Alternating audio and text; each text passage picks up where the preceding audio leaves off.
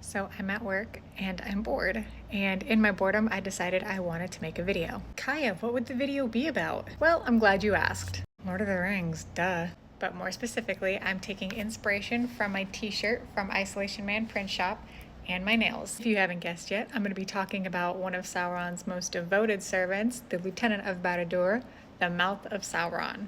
If you know me, you know I'm a big fan of the more darker characters or more evil characters in Tolkien's Legendarium. The Mouth of Sauron obviously being included under that umbrella. Now, the Mouth of Sauron is said to be a black Númenórean, one who is so old and so corrupted he forgot his own name, and it's not remembered or recorded by anyone or any tales. He joined Sauron's allegiance when the Dark Tower came back into power in, I believe, the Third Age. And due to his cunning and cruelty, he quickly rose in Sauron's ranks. He learned sorcery under Sauron's hand and came to know most of Sauron's mind. And it's believed that because of this sorcery that he was able to elongate his life for so long because, again, he's a black Númenórean. He's a mortal man. Not a whole lot is said on his physical description in the books. There are many adaptations as to what he may have physically looked like. However, if you've seen Peter Jackson's Return of the King in the extended edition, we see him with an eyeless helm and a mouth that is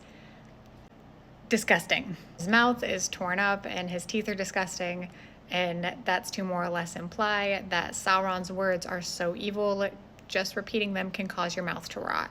I talked about him briefly in a previous video I made, and a lot of the questions I got had to do with the runes that were around the mouth of his helm. Those runes translate to Lemen Gorthar, which I'm pretty sure I'm pronouncing that correctly. Again, I'm not a Tolkien linguist. If you have a problem with it, take it up with one of the Tolkien creators that knows how to pronounce it, because I'm not one of them. Anyway, Lemen Gorthar is Sindarin, which translates to Voice of the Abominable Dread.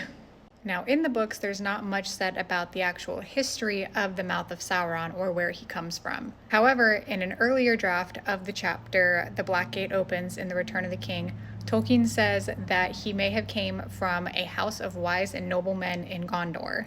He desired evil knowledge and then entered the service of the Dark Tower when it rose to power again. And I believe in an even earlier draft, it was said that he was actually kidnapped as a child and forced to go into the service of the Dark Tower. And then from there, he grew the desire to become more evil and truly serve Sauron. It's also in one of these drafts that Tolkien might have actually given him a name, which might have been Mordu.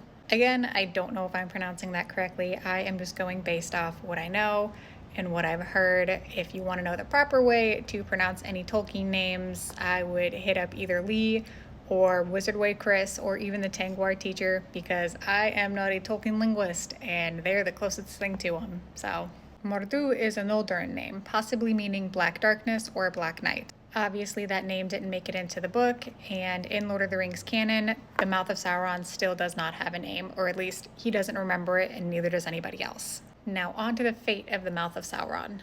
Obviously, if you've seen Peter Jackson's extended edition of The Return of the King, you see Aragorn behead the Mouth of Sauron in a fit of rage and misbelief. However, in the book, that doesn't happen. Aragorn doesn't act in honorably by breaking the laws of war by killing the messenger under the white flag of parley. In the book, after his meeting with Aragorn and Gandalf, he retreats behind the Black Gate, and then what happens to him after that is unknown. Many assumptions can and have been made as to how or even if he died in the Third Age. Some can assume that he probably died during the assault before the Black Gate, and some can assume that he was one of Sauron's servants who retreated and lived into the Fourth Age after the destruction of the ring and the fall of Barad-dûr. Like I said, no one knows. His fate after the meeting at the Black Gate isn't recorded. This is fun. I like talking about Lord of the Rings and other settings other than my Did You Know videos, because I get to go deeper into the little tidbits that I know about. I know it was long. I hope whoever stuck around enjoyed it, but thanks for letting me talk.